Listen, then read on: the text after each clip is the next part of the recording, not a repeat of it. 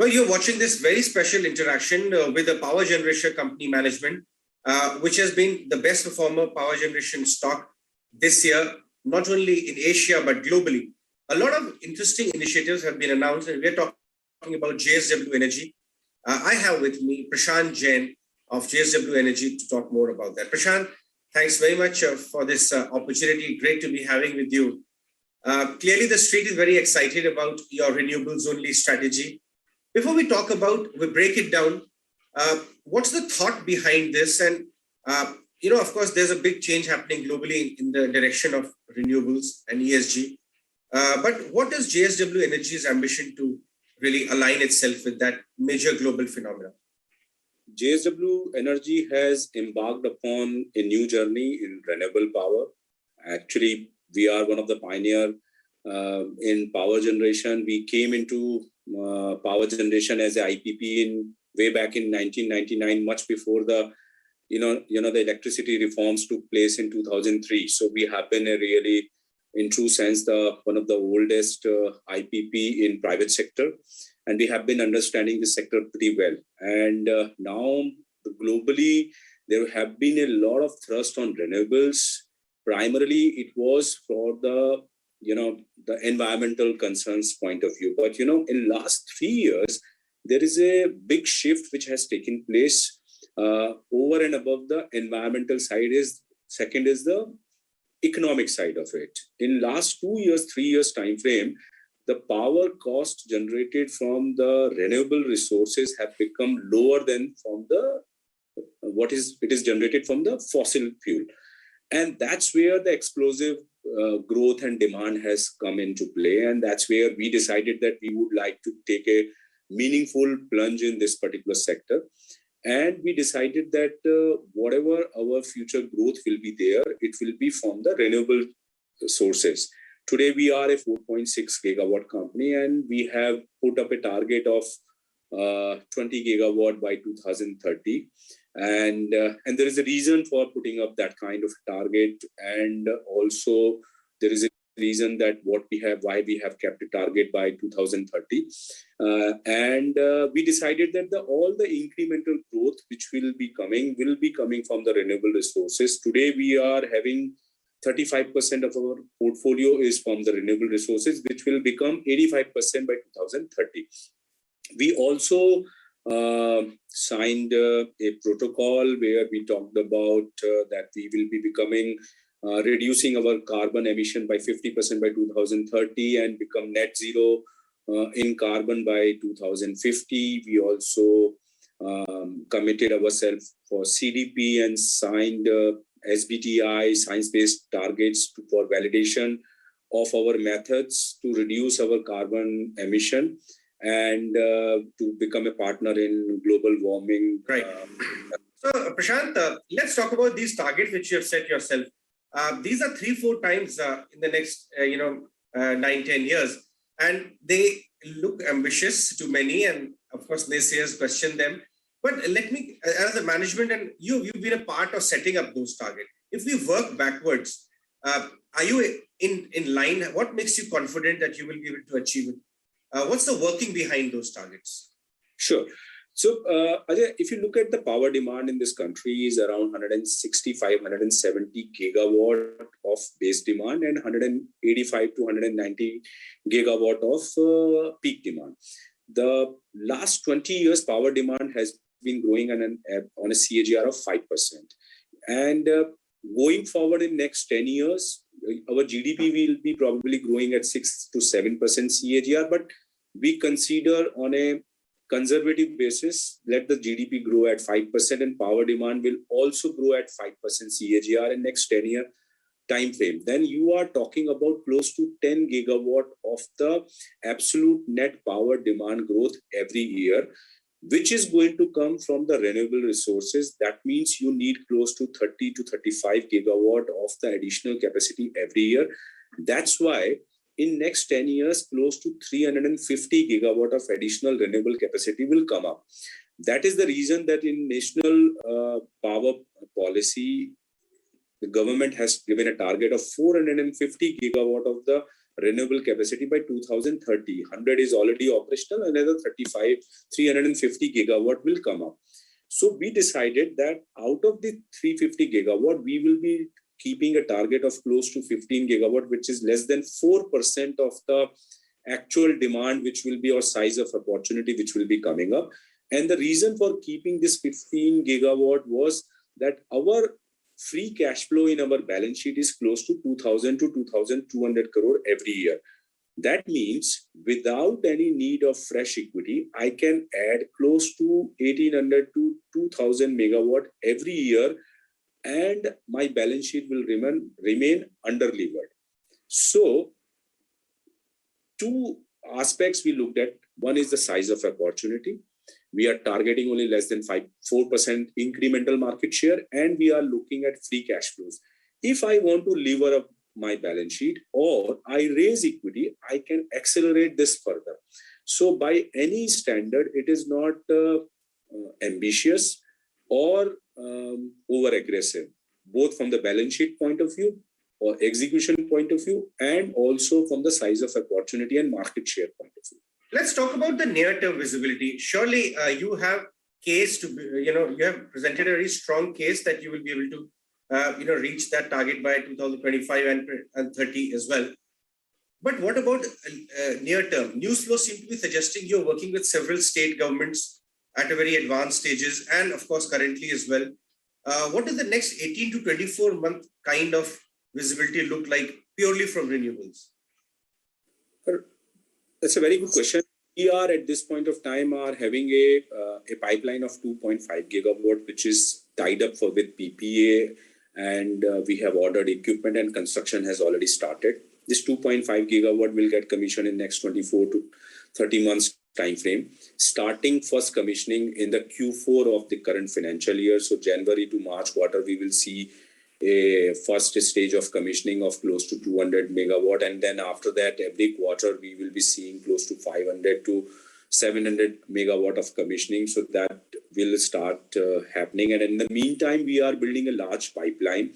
As we are talking about this kind of a capacity expansion, I'm happy to share that we have already secured more than 20 gigawatt of resources. When I mean resources, it's the locations which are having a high potential of solar radiation as well as the wind profile, and that we have already secured, and then now we are converting them into by acquiring land and connectivity. So every year we will be executing more than 2 gigawatt of the capacity, starting with this 2.5 gigawatt, which will get commissioned in next 24 months time frame. Right. Prashant, this will also entail a very high degree of capex. Talk to us about what's the capex timeline looking like, and there are some numbers put by you over the next 3 to 5 years, which appear very large, 25-30,000 crore thereabout, or even higher. Can you break it down for us? And also, bulk of that will come from your cash flows, or would you be requiring funding externally as well? All right. So when we are talking about, say, 2 gigawatt of a capacity, or I'll put up this way, that the current capacity which I am putting up right now, 2.5 gigawatt, where we are spending close to 15,700 crore of capex, of which 25% is actually the equity which is coming from the internal cash accruals, and balance will be coming from the debt which we will be tying up. So I want to highlight 2-3 things. Typically a power project and power company are built on 25% equity and 75% debt, and that on that leverage you are having 3:1 debt equity and 5.5 times debt to EBITDA. This is the typical leverage on which you generate close to 14 to 16% of average equity IRRs. JSW Energy is probably one of the balance sheet where our debt to EBITDA is less than 2 times and debt to equity is less than 0.43 times. So we are highly underlevered. We are a free cash flow company where we are generating close to 2,200 crore of free cash, as I just explained. So if I am having 2,200 crore of free cash, that means we can take another debt of say 7,500 crore and do a project of 10,000 crore every year. without any need of fresh equity, and then I am able to do 2000 megawatt of project every year. So we can churn out a 10,000 crore rupees of capex every year without any need of fresh equity. And if I want to put up for an incremental 15 gigawatt of capacity, which we want to put up in next 8 to 9 years time frame, you are looking close to say 75,000 crore rupees of capex. Of that, all equity will be coming from the internal accruals and balance debt will be taken from the balance sheet, and incremental free cash flow will be increasing year on year because the capacity expansion is taking place. So that's where you will be seeing a CAGR in both EBITDA as well as net profit and also in the free cash flow. Prashant, what is to your mind, is the role of tie-ups and collaborations with high capability technology companies in this ambition of yours? We did see an example of the recent announcement of an Australian company you tied up with for renewables. How important is external technology, and talk to us about how critical will it be for your ambitions? I want to say that JSW Energy is a technology-focused, growth-oriented, futuristic company, and that's where we have been really working upon. And so be it on the renewable power generation side, or green hydrogen production and green ammonia production side, or the hydro pump storage or lithium-ion battery storage system is concerned, there is a strong need to be technology agnostic as well as doing the tie-up with the futuristic companies. And that's where this kind of alignment is very, very important. Whatever, the new projects which we are doing, we are deploying the latest possible technologies and partnering with all world-leading OEMs, as well as we are looking various strategic partnerships. So FFI is a one name in that particular direction, where the like-minded people who are having sufficient capital resources are having a same futuristic goal together can come together and partner for the green story, which is going to be played out in India. And that's where the FFI came in. We are open for such kind of a strategic partnerships in future also, and you probably will be seeing some tie-ups going forward. Right. So Prashant, two-part question. Out of these 5 segments of the renewable portfolio which you named for us, 5-10 years far out, how much of it your say revenue pie would come from which segment? So thermal segment will become minuscule, and as we have already talked about it, the entire futuristic growth will be coming from renewable resources. But I want to so thermal resources is going to become minuscule, and also board has also mandated to the company to evaluate the reorganizing the grey power business and green power business. That means that at some point of time there will be the value unlocking which will be played out, and we are really mindful of that aspect.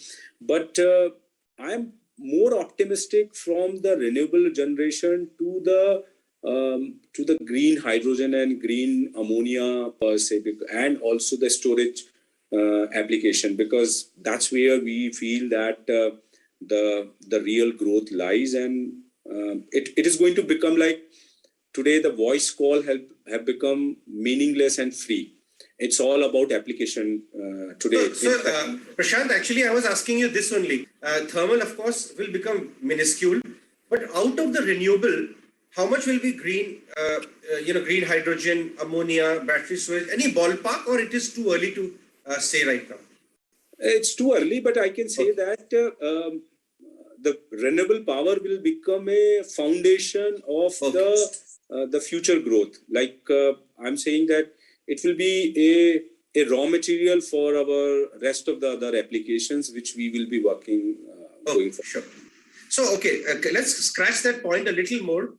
It is, of course, a juicy point and market wants to know more about. I understand that a lot of strategic investors have started initiating conversations with you to be a part of this growth story. Some overseas, strategic investors, but at the same time, I am also gathering that they want to be having, a specific part of the business which will require reorganization. So, are you thinking in that direction? Would you partner with? Are you open at partnering with, large global strategic players also, or you may partner but at a minority level, and main growth will come in JSW Energy? So at this point of time, I have nothing specific to share in this particular aspect. As I mentioned categorically that board has already mandated us to look at reorganizing grey power and green power business, and we have already done some framework agreement with FFI. And of course, there are various proposals all the time which are under consideration before the company, and we are always open to look at each and every proposal. So as and when any opportunity or any such meaningful discussion which is on the table and considered by the board, we will be certainly happy to talk about that to the market and all the stakeholders. Until that time, what I can assure you is that our main concentration is twofold. That how we have been retaining our strength of sustainable cash flow and also strong balance sheet, and that's we are going to continue to maintain. And in achievement of those kind of a strong cash flow and sustainable growth, if we need to look at certain strategic partnership, and then we will be certainly open about it. Let's talk about, so also now the ecosystem over here is not very aware of the nature of business renewables. Renewable is a big umbrella, and within that, green hydrogen, lithium-ion storage solutions, renewable solar. If you could give us some indication on the size of opportunity India is staring at, and what are the kind of profitability profile each of these businesses have for players who are able to achieve scale in terms of margins, or some idea on how the profitability actually pans out over the long term for players who can achieve scale. Okay. So it's a very interesting question. If you look at that, there is a big hydrogen consumption in the market, which is close to 6 million ton in India. In addition to that, India is also a large fertilizer market because of the big agriculture economy, and we are the world largest ammonia importer. We play close to 17% of the total ammonia market is import by India, and which is close to 2.4 million ton of ammonia which is imported in the country. So that's the kind of a size of opportunity in terms of hydrogen as well as ammonia. But that's not the all. The main tipping point here is that hydrogen fuel cell cars, or the mobility, can replace oil. And the most important thing is that the hydrogen fuel cell technology as well as the EV technology were developed together, probably 10, 12 years ago, primarily because it was not economical at that point of time, because the 73% of the variable cost to produce hydrogen comes from power. And renewable power cost was pretty high 10 years ago, which has dropped by 80 to 90% in last 10 years time frame. From 20 rupees, it has come down to 2 rupees. We are seeing that in India. And India is the market where the renewable power cost is lowest in the world. So India becomes the most competitive place to produce green hydrogen, and is one of the largest oil importer. So it's going to transform the country itself if we play out this story very well. That's why Honorable Prime Minister talked about on the Independence Day about the green hydrogen mission, and then to make country as a self-reliant. So it's a much more bigger story than anything else. So renewable power will become like a voice call, and then green hydrogen and will be a replacement of oil. And that's how it will be played in time to come, and that's why we are quite upbeat about it. But we have to fix a lot of moving parts before that. And as a lot of companies are working on this particular aspect globally.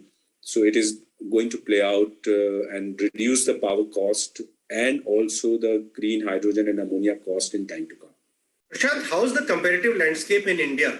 How many players, serious players, do you see going forward? And where do you see yourself as a company within that entire, the system which sets in place? Suppose X number of companies are looking at exploiting this opportunity and moving speedily in that direction. Next 5-7 years, how many player market do you see this become, and where do you see yourself within that? Very tough call to call for those kind of a competitive landscape going forward. But what we feel is that we will be certainly playing a first mover in this particular sector, and that's where we are being pretty aggressively. And then our target is that in next 3 years time frame, we would like that our first green hydrogen plant should be up and running. Right. And also, I'm tempted to ask one question. As a leader, as somebody who's running such a large organization and very futuristic, Elon Musk is sometimes, laughed at and ridiculed, but he's ahead of his time. So similarly, a lot of companies who look at taking the path less traveled also make some mistakes or face hiccups. Talk to us about, because JSW Energy has also, in previous few attempts, looked at a direction where perhaps it did not find the same kind of success it had thought. What were your learnings as a leader from that, which makes you much more confident this time around? So we are, as I'm saying, that we are futuristic, and we have been really looking for various growth opportunities which are futuristic in nature.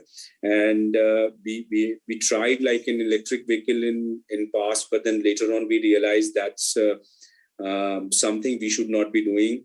And that's where our capital allocation policy as well as the agility comes on the forefront, that we are so agile to take a plunge only in a most sustainable and a profitable venture, and we should be very, very upfront about it. And then we should be looking at only those opportunities where we can generate a good amount of return for all our stakeholders. So that was a very good learning, and that's where we have been always, moving with a lot of, preparation going forward.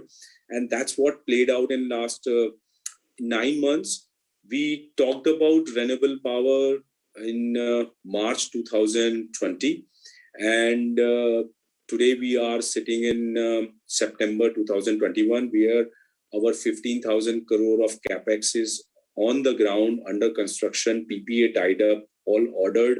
So that's talk about the kind of a execution capability we have developed over a period of time. So we would like to work in detail and then start executing, and that's where we are quite upbeat. Of course, there will be a lot of rough weather going forward. When we are talking about futuristic technology, there may be the divergence which we will have to take, and that we are quite open about it, because if we don't accept our mistake and ready to take the diversion, then we will not be capital prudent, and we would like to be all the time prudent about our capital allocation policy, and we would like to retain that particular quality for the company. All right, Prashant, thank you so much for your time and good luck on that journey of yours. And thanks very much for your time. Great chatting. Thank you.